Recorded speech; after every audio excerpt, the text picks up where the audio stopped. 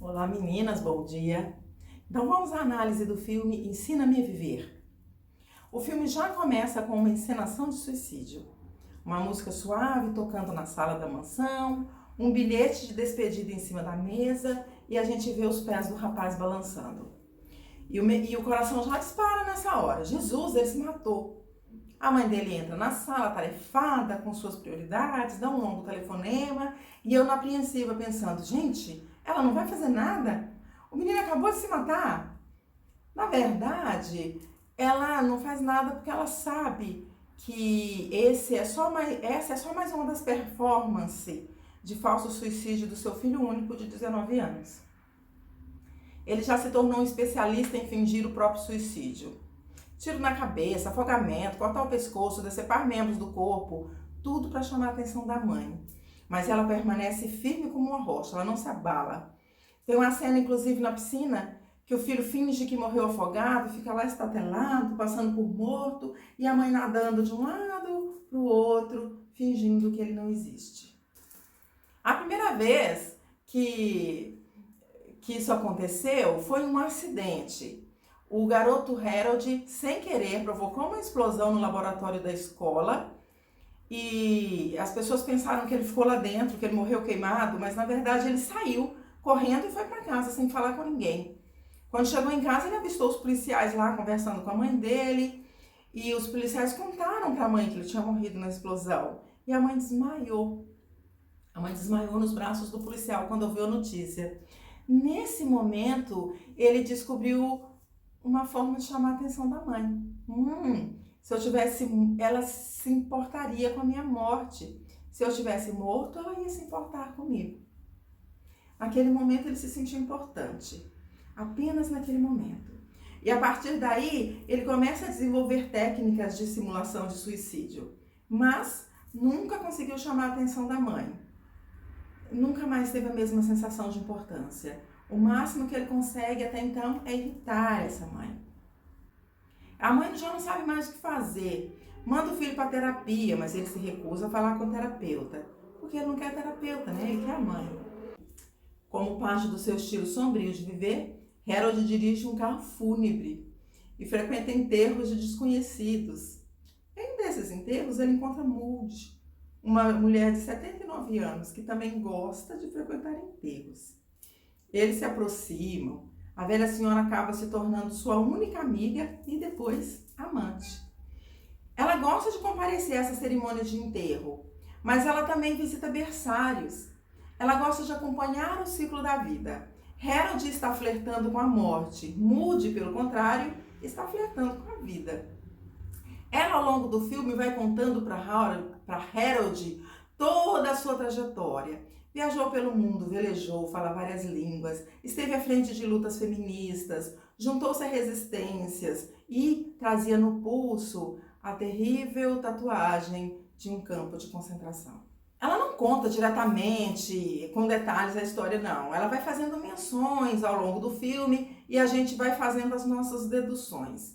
Ela é muito alegre, né? Ela tem esse amor pela vida. Tem determinado momento que você olha para ela, parece que está olhando para uma criança, né? E com isso, a gente não sabe se é de propósito ou não, mas ela vai despertando em Harold o gosto pela vida, a vontade de viver. A casa dela é uma coisa, né? Muito interessante. Lá eles tomam chá, bebem champanhe, fumam, dançam, fazem amor, conversam. É uma espécie de museu de memórias, é um caos, entulhada, uma bagunça. Mas ela não é uma pessoa apegada a nada material. Tem até uma certa ocasião no filme que ela joga no mar um objeto que é muito importante para ela. E ela fala assim, assim eu vou saber sempre onde que ele está.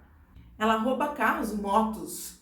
Ela tem uma espécie de conjunto, ela tem um conjunto de chaves lá, polivalente, que ela teria herdado de um falecido amigo ladrão.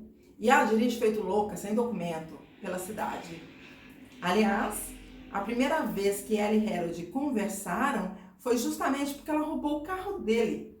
Ela passou dirigindo feito louco no carrão dele, no rabecão, e parou e perguntou se ele queria carona. Ele entrou e os dois ficaram conversando, ele demorou bastante para falar que o carro era dele.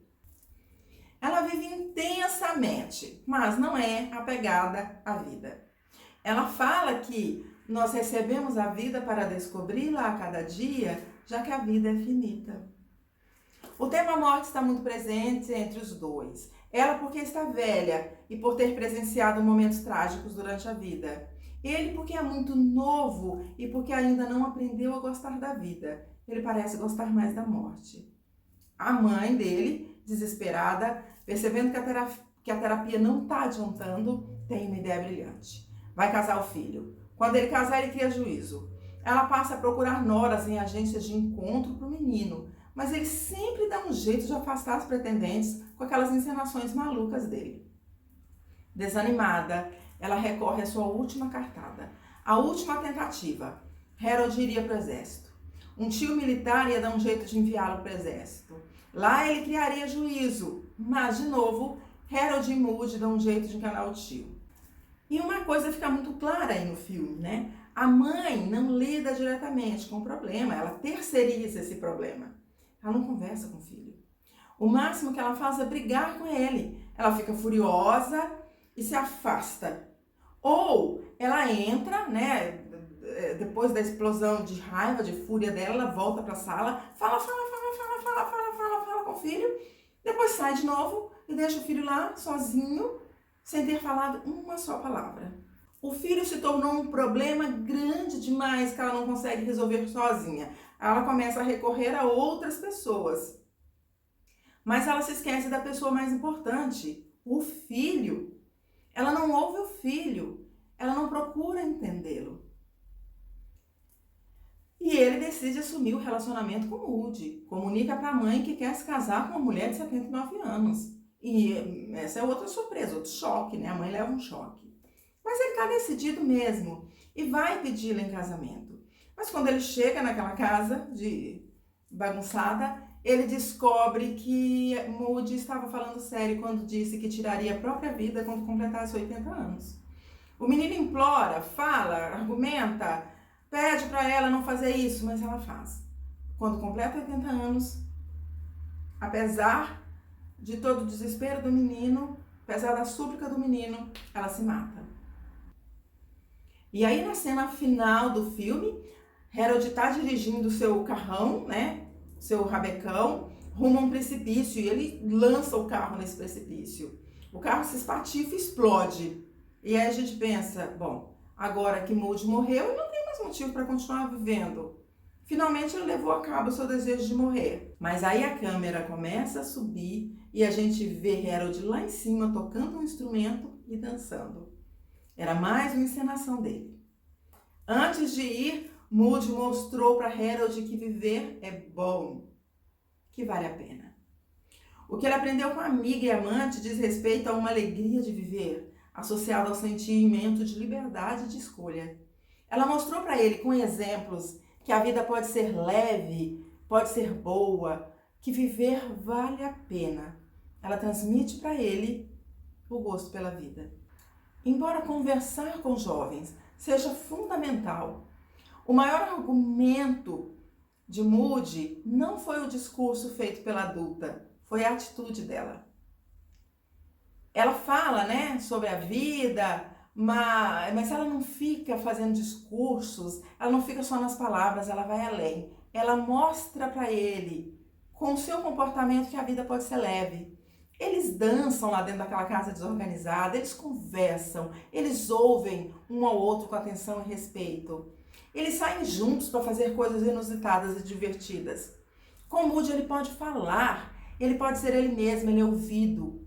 Escutar um adolescente é importantíssimo, é fundamental.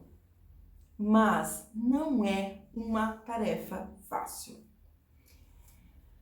Ele pode dizer coisas que nós não queremos ouvir, que não estamos preparadas para ouvir. Suas palavras podem ser cruéis, podem nos ferir. Podem apontar nossa fragilidade, nossas dores, nossas falhas. Mas quando eles são ouvidos, eles podem nos apresentar situações que a gente não conhece. Eles podem trazer um mundo novo para dentro do nosso mundo, um fôlego novo para a nossa vida. Segundo os psicanalistas Mário e Diana Corso, quando escutado, o adolescente tende a ser filosófico.